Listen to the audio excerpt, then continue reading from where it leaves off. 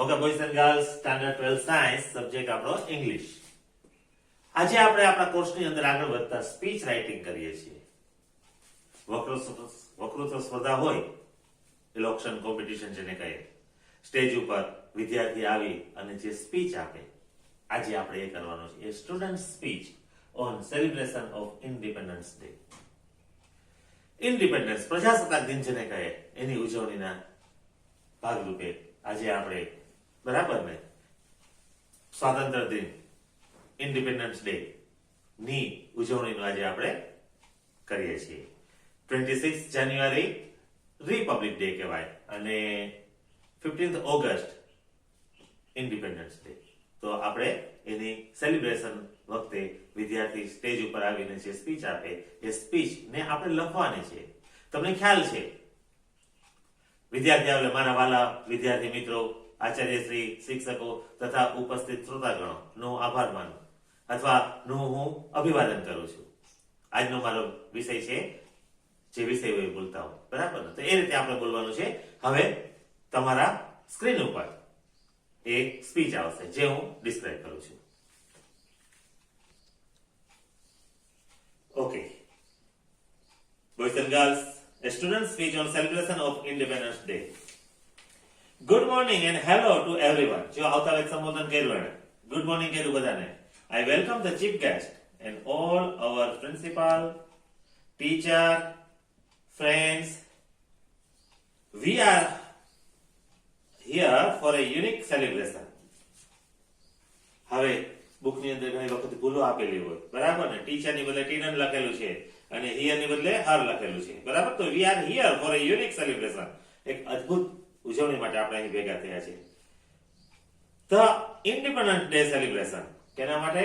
સ્વાતંત્ર્ય દિનની ઉજવણી માટે. There are social festivals, religious festival etcetera. સામાજિક તહેવારો હોય, ધાર્મિક તહેવારો હોય, but this is a national festival. પરંતુ આ તો એક રાષ્ટ્રીય તહેવાર છે. On the 15th August 1947 our nation India became free from foreign rule. વિદેશી કાયદા હતા, વિદેશી શાસન હતું, એનાથી આપણે 15મી ઓગસ્ટ 1947 ના રોજ આઝાદ થયા. We remember the great leaders who got freedom on this day. આપણે આ દિવસોને, મહાન આપણા નેતાઓને, આપણી આઝાદીને આપણે યાદ કરીએ. Gandhiji is above all. બધામાં ગાંધીજી સૌથી શ્રેષ્ઠ. Sardar Patel, Jawaharlal Nehru and a lot of like them, અને એના જેવા અનેક. But Gandhiji is quite different from all this. આ બધામાં ગાંધીજી જે છે એ બધાથી અલગ હતા. He insisted on Satyagraha and non-violence. અહિંસા અને સત્યાગ્રહમાં તેઓ માનતા. Still he made the Britishers leave India. જો એને હથિયારે નતા ઉપાડ્યા, ભૂખ હડતાલ કરતા, અને છતાંય ભૂખ હડતાલ દ્વારા એને અંગ્રેજોને અહીંથી હાંકી કાઢ્યા. Then during the last 7 decades, છેલ્લા 70 દશકામાં, we have seen different government. India is facing different problems. જુદી જુદી સરકારો આવી જુદી જુદી સમસ્યાઓનો સામનો કરે.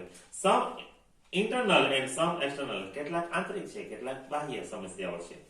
On the other hand, બીજી બાજુ, we made great progress in space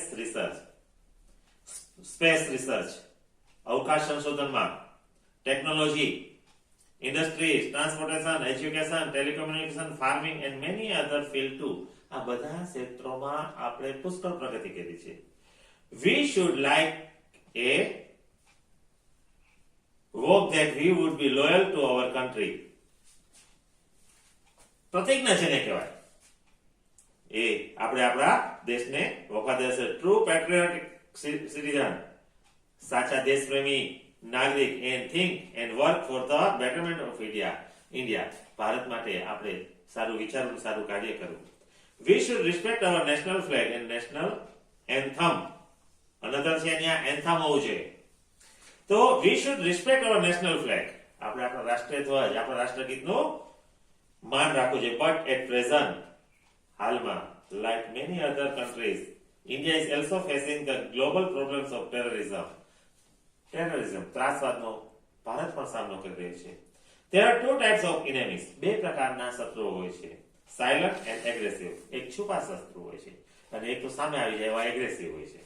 The silent enemies love to destroy and disturb our economy by introducing fake notes. Duplicate note છાપીને એ લોકો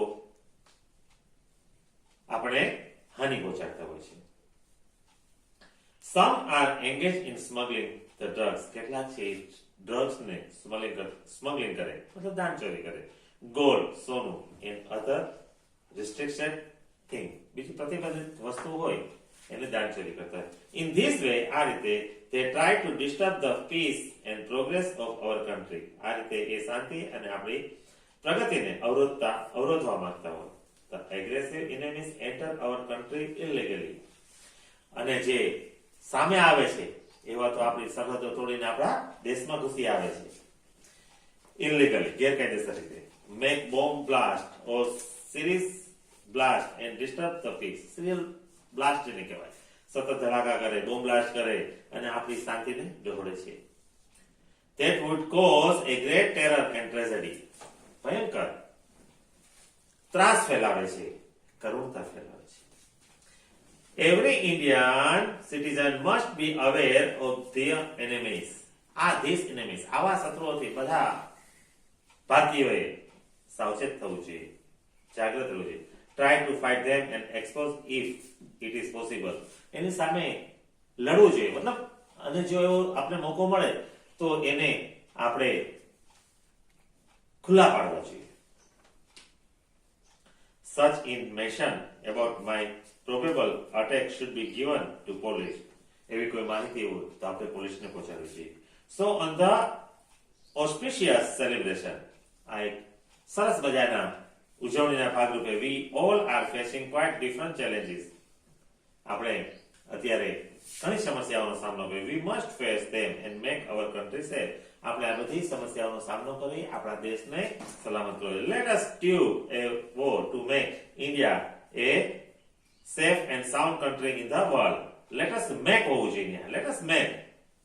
ચાલો આપણે પ્રતિજ્ઞા કરીએ આપણે ભારતને સલામત અને મજબૂત દેશ બનાવવા માટે. So let us shout the slogan. અને આપણે આ સ્લોગન મોટા અવાજેથી બોલીએ. ભારત માતા કી જય અને થેન્ક યુ. લાસ્ટમાં આપે સૌએ મને સાંભળો એમ કેવું પડે ને ભાઈ. આપણે લાંબી સ્પીચ હોય એ પૂરી થાય. મને સાંભળ્યા બદલ આભાર. બરાબર? તો હવે હું તમને હોમવર્ક આપીશ. ઓકે બોયઝ એન્ડ ગર્લ્સ, હોમવર્કમાં લખી લ્યો સ્પીચ. આજે આપણે જે કરી છે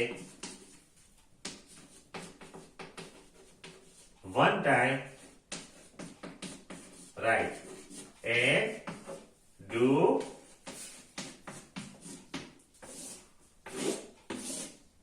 orally. સ્કૂલ તો શરૂ થઈ ગઈ છે આપણી, બરાબર? પણ આપણો જ્યારે પીરિયડ આવે ત્યાં સુધી આપણે ઓનલાઈન આપણા વિડીયો મૂકશું. Okay boys and girls, have a good day.